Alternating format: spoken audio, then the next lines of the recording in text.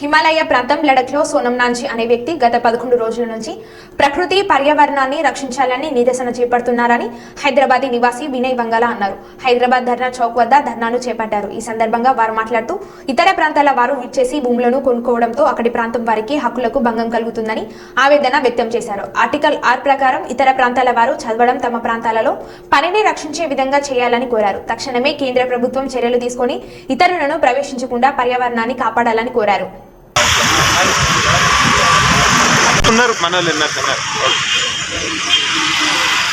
Slogans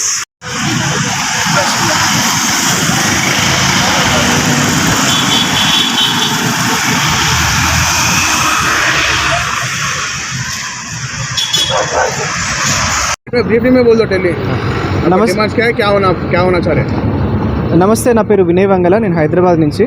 so Sonam Wangchuk అని లడాక్ నుంచి famous environmentalist అక్కడ తను ప్రొటెస్ట్ చేస్తున్నాడు. ఫాస్టింగ్, క్లైమేట్ ఫాస్ట్ అని స్టార్ట్ చేసినాడు.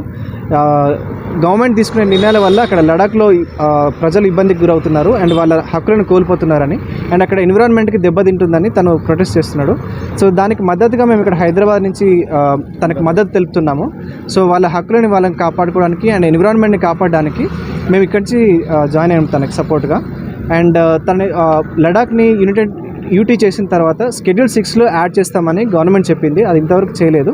సో దానివల్ల వాళ్ళు వాళ్ళ అస్తిత్వాన్ని కోల్పోవడము అండ్ వాళ్ళ హక్కులను కోల్పోవడము అండ్ వాళ్ళని రిప్రజెంట్ చేయడానికి ఒక పబ్లిక్ రిప్రజెంటేటివ్స్ తక్కువగా ఉండడం వల్ల వాళ్ళు ఏం చేయలేకపోతున్నారని వాళ్ళు వాపోతున్నారు.